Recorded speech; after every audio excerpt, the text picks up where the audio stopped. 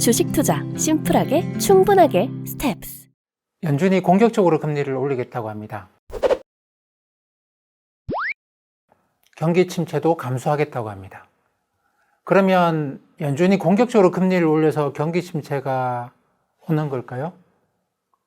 근데 최근의 시장 상황을 보면 연준이 공격적인 금리 인상을 하겠다라고 발표한 게 지난 6월 15일 FMC 때인데 그 직전에 미국의 10년짜리 국채금리가 3.4%까지 올라갔습니다. 3.44%까지 올라갔는데 그 이후로 연준이 공격적인 금리 인상을 한다고 하니까 10년짜리 국채금리가 더 올라간 게 아니고 그러면 경기 침체 오겠네 그러면서 이 10년짜리 국채금리가 많이 내려왔습니다.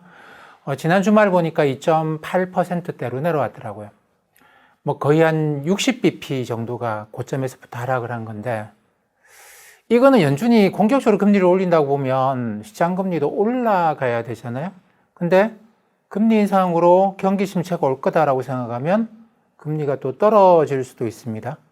근데 지금 시장에서 반영한 거는 연준이 공격적인 금리 인상을 해서 경기 침체가 올 것이다. 그래서 시장 금리가 많이 내려왔어요.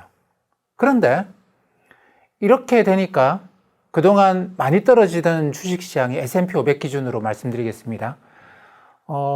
이 10년짜리 국채금리가 3.4%까지 올라갔다가 2.8%까지 다시 내려오니까 주식시장의 하락세도 멈추고 S&P 500이 3,700, 3,800, 3,900 정도에서 왔다 갔다 하고 있습니다. 경기 침체가 온다는 건가요? 안 온다는 건가요? 경기 침체가 온다라는 걱정으로 글로벌 금융시장에서 유가도 크게 하락하고 곡물 가격도 크게 하락했습니다. 제가 옆에 보여드리는 게 이제 유가가 WTI 기준으로 120불 근처로 갔다가 지금은 110불 밑으로 내려와 있죠. 그 다음에 이제 곡물 가격에 가장 큰 비중을 차지하고 있는 전체 곡물 시장에서 비중이 큰 옥수수 선물의 경우에는 800불까지 올라갔다가 지금 600불로 떨어졌습니다. 작년 연말 수준으로 다시 하락을 했습니다. 경기 침체가 온대요. 그러면 우리 처음부터 다시 생각해 봅시다. 연준이 물가 올라가는 걸 잡겠다고 경기 침체를 감수하면서까지 금리를 크게 올리겠다고 했습니다. 근데 이렇게 인플레이션을 유발하는 요인들이 사라지면 유가가 하락하고 곡물 가격이 내려가면 연준이 공격적인 금리 인상을 할 이유가 없는 거잖아요. 그러면 경기 침체가 안 오는 건가요? 자, 이게 금융시장에서 상당히 복잡하고 어려운 부분입니다. 꼬리에 꼬리를 물고 마치 우리가 현실 세상이 아니고 가상의 세계, 그냥 우리가 그렇게 생각하면 그렇게 되는 그런 세상에 살고 있는 것 같은 느낌까지 듭니다. 물가를 잡기 위해서 경기 침체를 감수하면서까지 금리를 크게 올린다. 그럼 금리를 크게 올리니까 경기 침체가 온다. 가 아니고 사람들이 경기 침체가 온다고 생각을 해서 물가 상승이 나타났던 근원적인 원인이 원래 상태로 돌아가면 그러면 다시 돌아가서 연준은 그렇게 금리 인상을 할 필요가 없는 것이고 세상은 아무 일도 없었던 것처럼 다시 돌아가고 이렇게 되는 것일까요? 안 그러면 연준이 금리 인상을 마구 해가지고 결국 경기 침체를 만들까요? 어느 쪽일까요? 자, 먼저 이 1번이냐 2번이냐를 말씀드리기 전에 경기 침체는 이미 확정적이다라고 말씀하시는 분들이 꽤 많아서 그 부분에 대해서 제가 좀 말씀드리고자 합니다. 특히 이제 공영방송의 뉴욕 특파원들께서도 이 지표를 자꾸 말씀을 하시던데 이 지표에 대해서 제가 좀 말씀을 드리려고 해요. 지난 1분기에 미국의 GDP 성장률이 마이너스가 나왔습니다. 보통 이제 2분기 연속 GDP 성장률이 마이너스가 나오면 경기 침체다. 이렇게 이야기한다는 분들이 꽤 많이 계세요. 뭐, 그럴 수도 있고 아닐 수도 있습니다. 근데 어쨌든 그런 거라고 생각을 하고 2분기 GDP 성장률도 마이너스 나오면 뭐 경기 침체다. 이렇게 말씀하시는 분들이 아마 많을 것 같아요. 근데, 애틀란타 페드에서 이 애틀란타 페드라는 데는 미국 연준은 중앙은행이죠. 근데 특이하게 중앙은행을 Federal Reserve라고 연방준비제도라고 이름을 붙여놨습니다. 왜냐하면 그 전에 미국은 독립하고 나서 중앙은행을 2번이나 만들었었어요. 미합중국 은행이라고 하는 중앙은행을 만들었었는데, 뭐 우리나라 한국은행이 중앙은행이죠. 일본은행, 뭐 유럽중앙은행 이런 식으로 이름을 붙였죠. 미합중국은행이라고. 근데 이걸 이제 2번이나 없애버렸어요. 뭐 여러 가지 이유가 있습니다만 나중에 제가 시간 되면 미국이 중앙은행을 왜 만들고 왜 없앴는가에 대한 말씀을 한번 드리려고 하는데, 어쨌든 이 3번째 중앙은행을 만들면서 중앙은행에 대한 반감이 워낙 많아서 이름을 중앙은행이라고 하지 않고 페더럴 리저브라고 만들어 놓은 겁니다.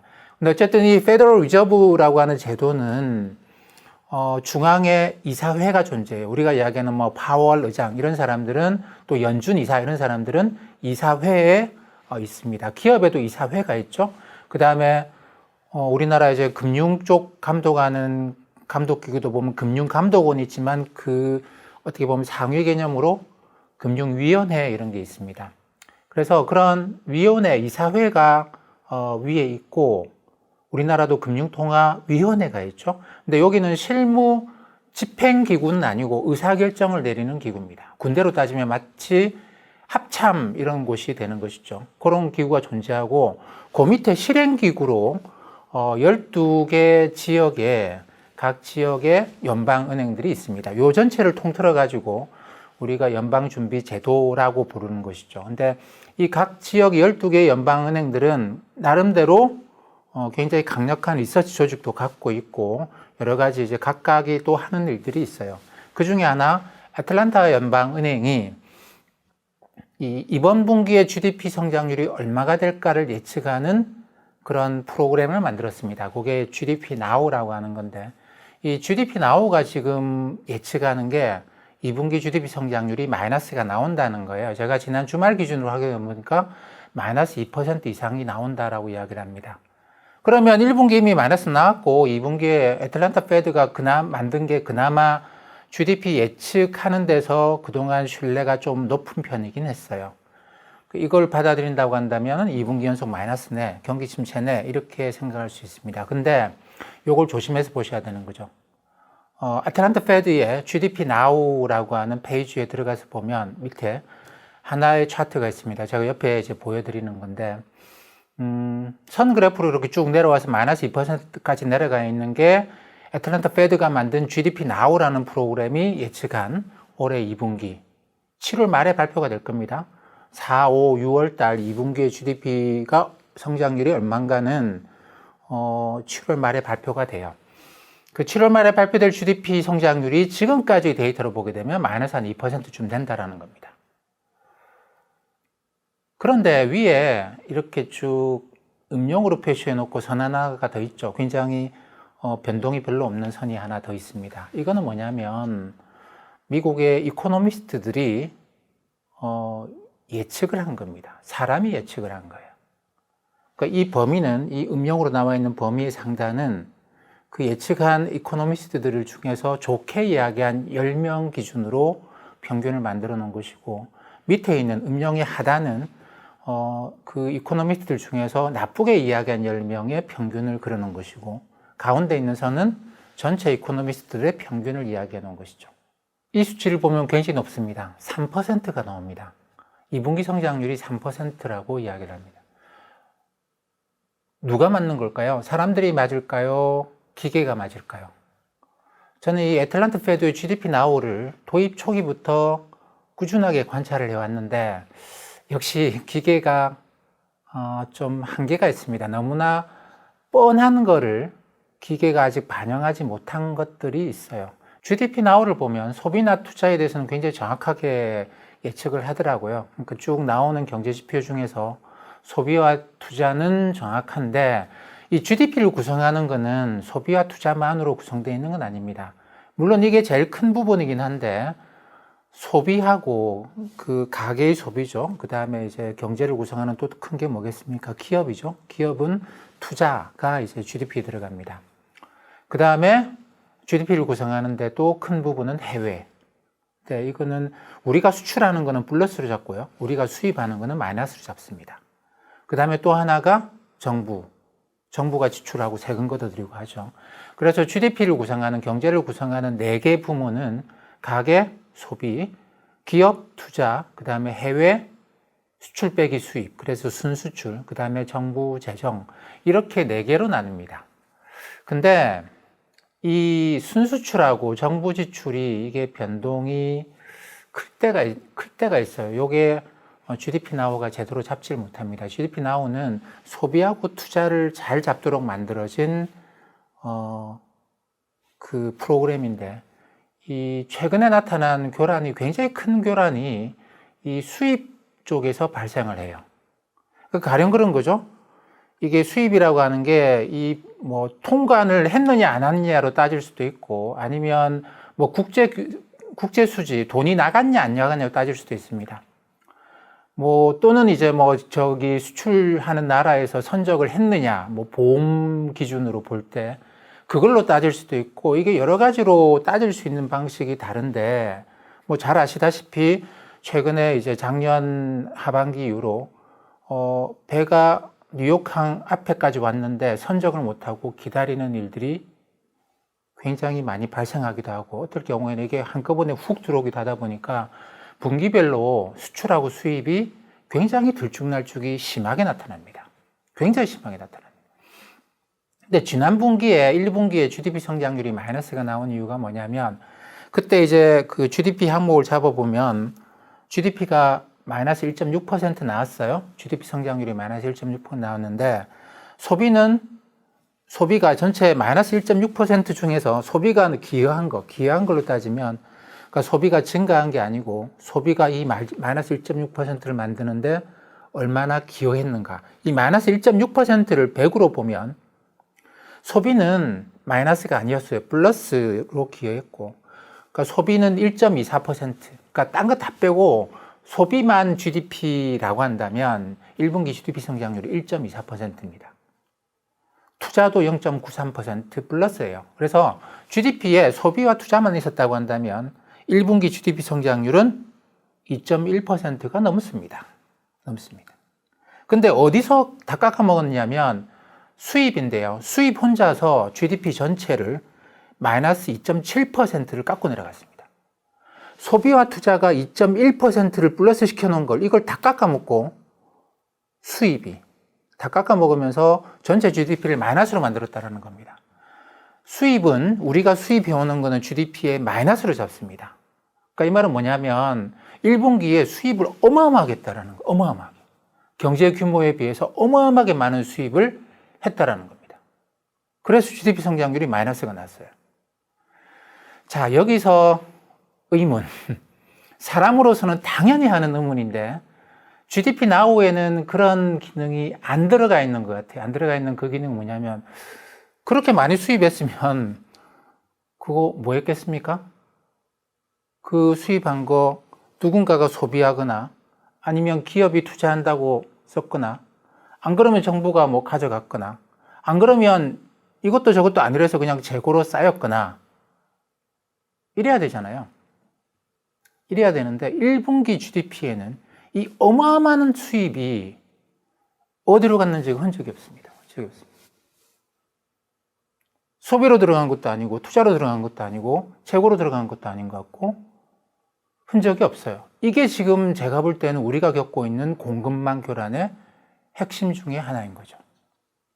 소비가 이게 이 예전 같았으면 이렇게 쭉 컨베이어 벨트에 수입이라는 게 턱 들어오면 텅텅텅 기업 투자 들어가고 소비 들어가고 뭐 재고 들어가고 이렇게 텅텅 끝났을 건데, 그러면 수입이 늘어나면서 마이너스 2.6% GDP를 깎아먹었으면 소비도 소비도 늘어나고 투자도 늘어나고 재고도 늘어나면서 이거를 다시 되돌렸을 거거든요. 근데 1분기에는 그런 게 안 보인다라는 겁니다. 그러니까 이게 아직까지는 정확하지는 않습니다만 어디선가 데이터 집계가 누락이 된 거예요. 누락이 됐습니다. 컨베이어 벨트에서 수입된 게 여기서 여기까지 가는데 가령 뭐 한 일주일이면 된다라고 우리가 생각하고 데이터를 만들어 놨는데, 이게 한 달씩 걸리니까 중간에 어딘가에 있으면 우리가 그게 집계가 안 되는 거죠. 수입은 됐어요. 수입은 됐는데 재고로 잡고 소비로 잡고 투자로 잡으려고 그러면 이 단계를 거쳐야지 잡아주는데 이 어디선가에 걸려 있는 거죠. 가령 항만의 창고에 그대로 있다든가, 아니면 트럭에 실으려고 했는데 트럭이 안 잡혀가지고 실지를 못하고 있다든가,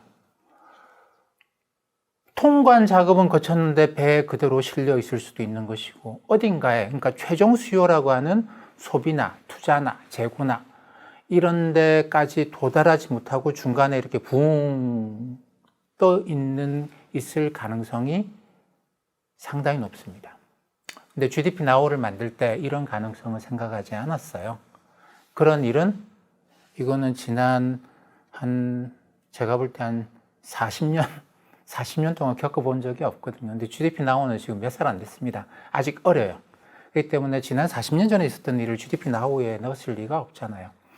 그리고 이걸 넣는다고 하더라도 중간에 붕 떠 있는데 이거를 어디서 데이터를 잡을 겁니까? 근데 블루칩 컨센서스라고 하는 사람들이 전망한 거에는 왜 저렇게 높게 나오느냐? 그때 이 중간에 어딘가 붕 떠 있던, 수입됐는데 어딘가에 안 가고 붕 떠 있던 게 뭐 이렇게 저렇게 들어갔겠지 뭐 라고 해서, 이때 마이너스로 잡았던 거, 붕 떠서 마이너스라고 했던 거를 그대로 집어넣는 겁니다. 그렇기 때문에 사람들이 전망하는 거는 꽤 높게 나와 있죠. 3% 이렇게 나와 있습니다. 누가 맞을지는 모르겠습니다. 이거 지금 인간과 그게 굉장히 큰 전쟁 중에 하나인데, 과거 사례를 보면 GDP 나우가 맞췄을 때도 있고, GDP 나우가 틀리고 사람이 맞췄을 때도 있어요. 근데 저는 지금의 상황은 좀 전에 말씀드렸던 그런 이유로, 이거는 GDP 나우가 이번에 아마 못 맞출 것 같다, GDP 나우가 틀렸을 것 같다, 이 중간에 떠 있는 거를 제대로 반영 못했지 않았겠는가, 이렇게 생각을 하는데, 뭐 저도 이제 그 데이터를 아주 면밀하게 살펴보고 있는 그런 입장은 아니기 때문에 좀 지켜봐야 할 것 같습니다. 근데 어쨌든 지금 경기 침체는 확정적이다, 이렇게 이야기하는 거는 굉장히 아직까지는 아닌 것 같아요. 자, 그러면 이제 우리가 돌아가 보겠습니다. 연준이 공격적으로 금리 인상을 해서 경기 침체가 온다.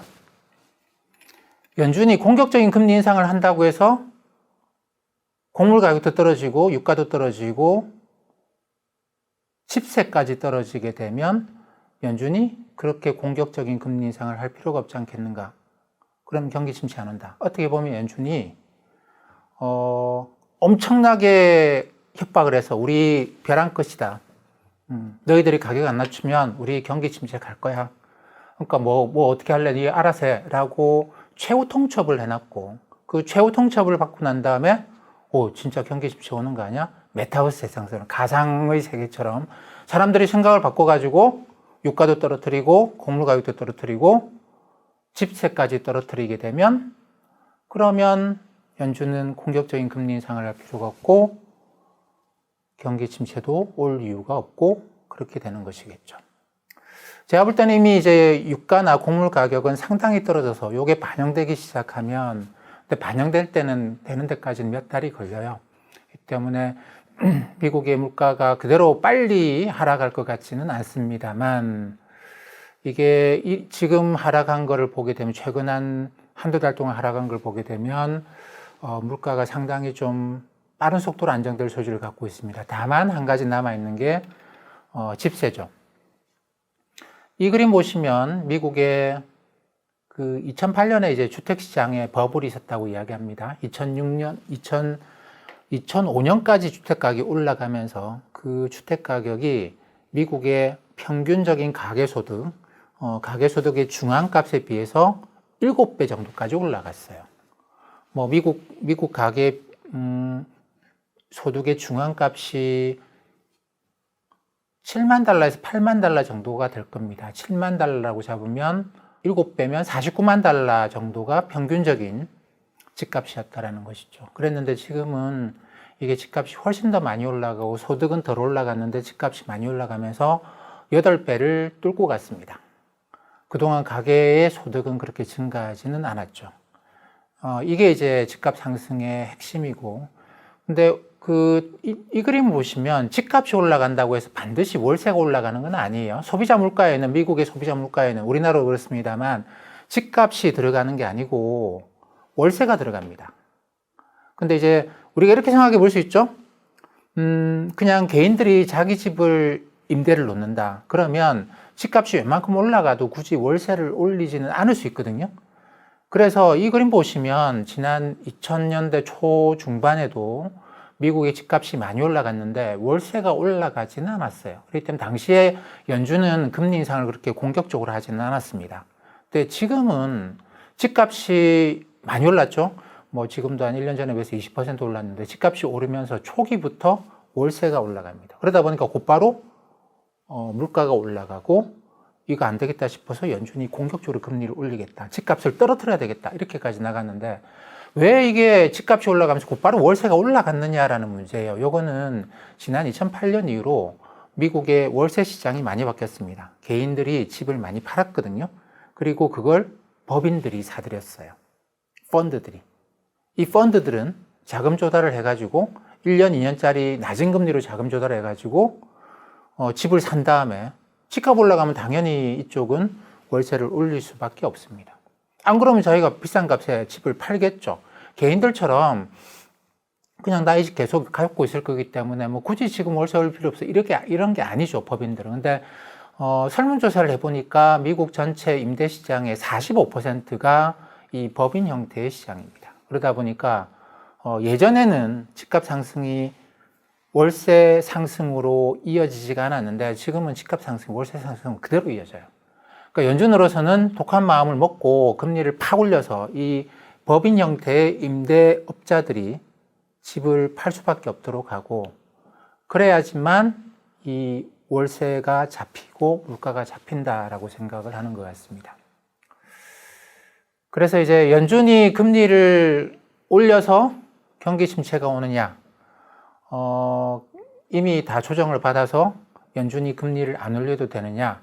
1번과 2번 중에 정답은 없는 것 같아요. 왜냐하면 연준이 금리 인상을 그래도 하기는 해야 됩니다. 제가 볼 때는 7월 달까지는 해야 돼요. 그러고 난 다음에 지난번에 말씀드렸다시피 8월, 9월까지 지켜보고 그러고 난 다음에 9월 초까지 보고 난 다음에도 이 집값이 안 잡히면 그러면 금리를 더 올려야 되겠죠. 경기 침체를 각오하고서라도. 그래서 이제 이렇게 되면 경기 침체를 각오하고 금리를 더 올리는 그런 방향으로 갈 거고 여름을 지켜봤더니 이미 곡물 가격 유가는 안정되어 있는 상태고 이미 미국의 소비자 물가에 이제 그렇게 치명적인 그 문제는 아니에요. 집값인데 월세인데 이게 8월 지나서 봤더니 안정됐다. 그러면 이제 미국의 물가 문제는 좀 진정됐으니 뭐 경기 침체 감소하면서까지 금리 올린다? 그럴 필요는 없겠다. 이렇게 갈 수도 있겠죠. 그래서 우리가 8월까지 여름에 미국의 집값을 지켜봐야 되겠다. 그게 가장 중요한 것 같습니다.